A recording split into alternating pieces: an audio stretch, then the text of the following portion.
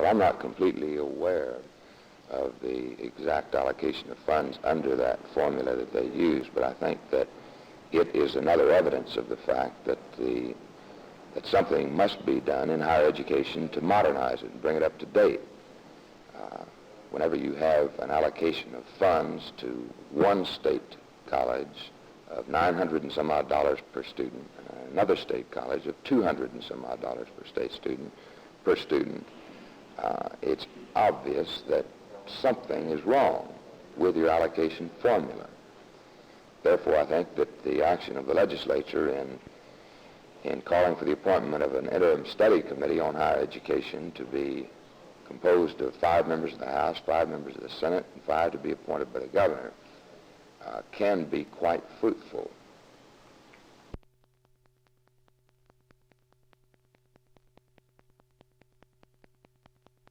I'm not certain how the formula is used or what it's composed of. I just pointed out that I think that it is antiquated. Otherwise, you wouldn't have such a marked discrimination between different colleges.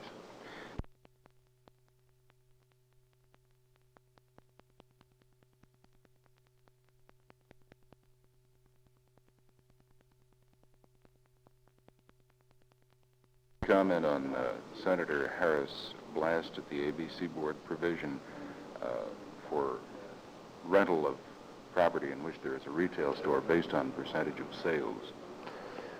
Sam Crossland of our office pointed out possibility of its not being in compliance with the law.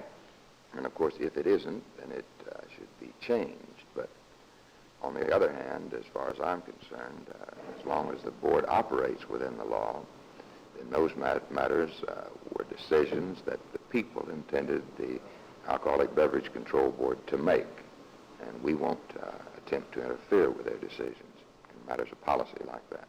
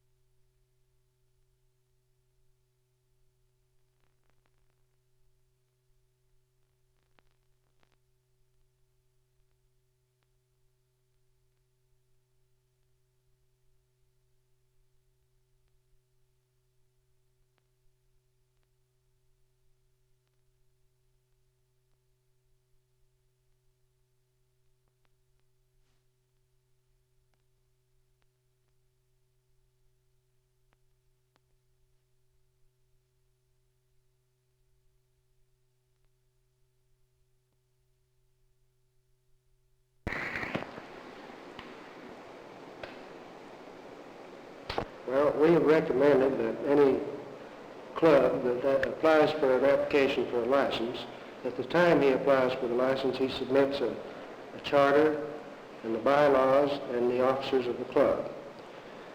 We have also asked that an annual license fee of $600. We feel that $600 will encourage the club to police itself and will in turn have some value. Is this licensing fee a revenue measure? No, it is not. We feel that this amount will be sufficient to enable proper policing and inspections. Further recommendations are that the club must have kitchen facilities and the facilities for handling of the food. No gambling will be permitted. The club will be open for inspection by non-uniformed officers. We feel that any violation of this ordinance will result in the forfeiture of the private club license.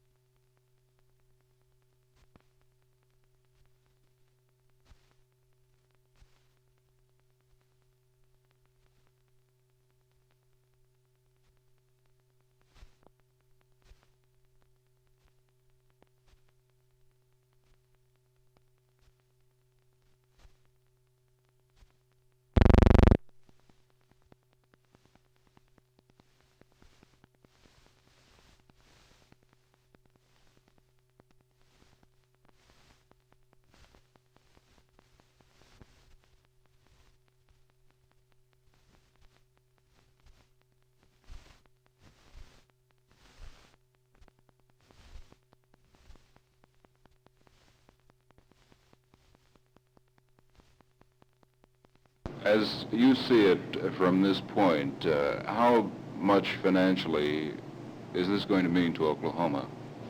In savings you have in mind? Yes, sir. We are currently estimating $8 million can be saved the state through the new central purchasing agency, and this figure is certainly within the realm of possibility. Is central purchasing going to cover every item that is purchased by all functions of state government, or will there be some exempt? There will be exemptions, some of those now defined, and others from time to time, as the need arises, will be exempted, subject, of course, to this unit and the board decision. One of the great stumbling blocks, as I recall, in the legislature to the adoption of central purchasing was the reluctance of the colleges to come under it. Has that been resolved in such a way as to make the colleges happy with the arrangement? To the best of my knowledge, the group will, the universities, will be cooperative and work with us with allowances as need be made or changes.